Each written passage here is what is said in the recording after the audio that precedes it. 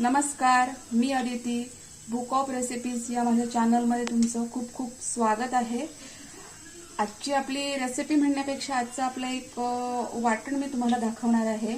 हे मालवणी ओल्या खोबऱ्याचं वाटण आहे.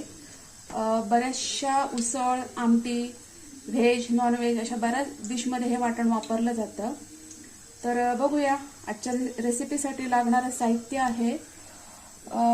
मी इथं हे आल्याचे तुकडे घेतलेत. हे बऱ्यापैकी 10-20 आल्याचे तुकडे आहेत. एक अख्खा लसूण मी सोलून घेतलेला आहे. लसणाच्या पाकळ्या आहेत. एक मोठा कांदा मी चिरून घेतलेला आहे आणि ही कोथिंबीर आहे. कोथिंबीर मी अशी मोठी कापून घेतली आहे आणि इथं ह्या वाटणामध्ये स्पेशली कोथिंबीरीच्या पानांपेक्षा असे जर मोठे मोठे त्याचे जे मागचे दांडे असतात तर ते वापरायचे आहेत आपल्याला. त्याच्यामुळे आपल्या वाटणाची टेस्ट आहे ती खूप चांगली येते. त्यामुळे अशा मोठ्या दांड्यांची मी कोथिंबीर इथं वापरली आहे. पानांपेक्षा हे दांडे फार महत्त्वाचे आहे त्याच्यात. आणि अर्थातच आपलं ओलं खोबरं, हे जवळजवळ एक मोठी वाटी भरलेलं म्हणजे एका नारळाचं हे ओलं खोबरं आहे. तर आता बघू आपण हे करतात ते. 2 चमचे तेल तापत ठेवलंय. ते तेल चांगलं तापलं की प्रथम त्याच्यात हे आल्याचे तुकडे घालायचे.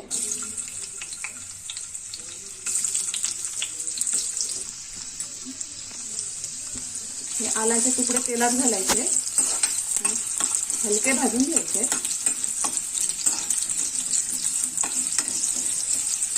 हे वाटण अगदी मालवणी आपले जे चिकन करी आहे, मालवणी मसाला, चिकन, मटण, व्हेज, मालवणीच्या उसळी आहेत जसं की काळ्या वाटण्याची उसळ, बाकी सगळ्या उसळ यांच्यामध्ये वापरतात. हे बेसिक वाटण आहे. तुम्ही याचा उपयोग बऱ्याच डिशमध्ये करू शकता. न वाटता हे वाटण फ्रीजमध्ये 8-10 दिवस आरामात राहतं. त्यामुळे एकदा करून ठेवलं तर ते फ्रीजमधनं आपण काढून 8-10 दिवस आरामात वापरू शकतो. नंतर मी याच्या ज्या लसणीच्या पाकळ्या घातल्या त्याही आल्यासोबत व्यवस्थित भाजून घ्यायच्या.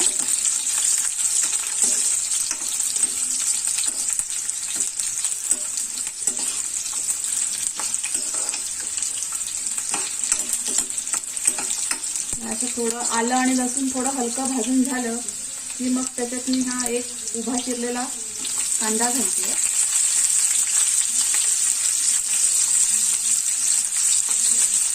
आणि आता हे तीनही वस्तू आपण व्यवस्थित तेलामध्ये परतून घेऊया.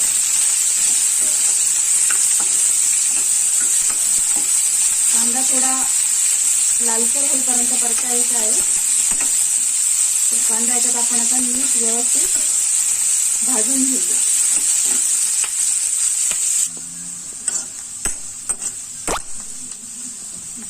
बघा आता हा कांदा आता व्यवस्थित भाजून झालाय. साधारणतः 2 ते 3 मिनिटं लागली मला हा कांदा भाजायला.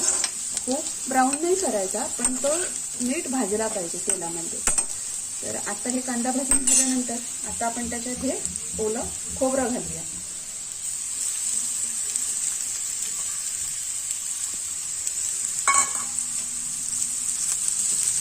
हे सगळं व्यवस्थित एकत्र करून घेऊया.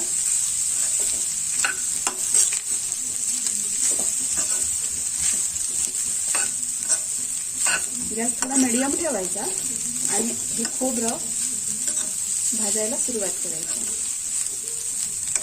आता मी याच्यात ही जी मी कोथिंबीर ठेवली आहे ती घालायची.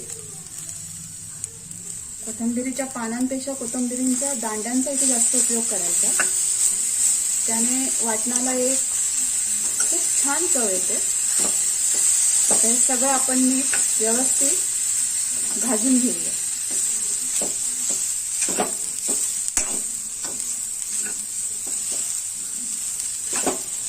खोबरं ओलं असल्यामुळे भाजायला थोडा वेळ लागतो.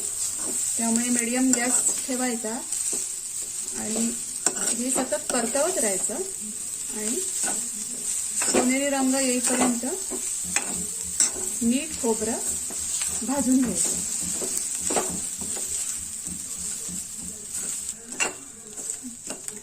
चला आता हे माझं खोबरं चांगलं परतवून झालंय. जवळजवळ 3 मिनिटं लागली मला. मीडियम फ्लेमवर हे खोबरं व्यवस्थित असं सोनेरी रंग येईपर्यंत परतवून घ्यायचं.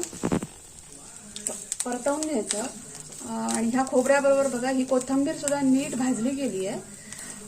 ओलं खोबरं असल्यामुळे ह्या वाटणाला आता खूप छान सुगंध सुटलाय. आणि हे बघा हे असं व्यवस्थित खोबरं थोडंसं ब्राउनिश होईपर्यंत भाजून घ्यायचं. मीडियम फ्लेमवर भाजून घ्यायचं आणि सतत ढवळत राहायचं म्हणजे खोबरं एकाच ठिकाणी लागणार नाही. सगळं खोबरं नीट भाजून येतं. त्यामुळे ते नीट असं भाजताना प्रत्येक वेळी ढवळत राहायचं. तर बघा हे आता आपलं वाटण खोबरं आहे ते नीट भाजून झालंय. मी आता गॅस बंद करते आणि आपलं हे वाटण आता रेडी आहे. आता हे गार झाल्यानंतर तुम्हाला जर लगेच वापरायचं असेल तर तुम्ही लगेच वापरू शकता किंवा गार झाल्यानंतर हे वाटण तुम्ही एका एअरटाईट कंटेनरमध्ये ठेवून फ्रीजमध्ये 8-10 दिवस आरामात हे राहतं. फ्रीजमध्ये ठेवू शकता. फ्रीजमध्ये 8-10 दिवस आरामात राहतं. तर हे फार बेसिक असं वाटण आहे. माझी ही रेसिपी तुम्हाला आवडली असेल तर नक्की लाईक करा, शेअर करा, सबस्क्राईब करा आणि काही कमेंट्स असतील तर कमेंट्स करा. थँक्यू.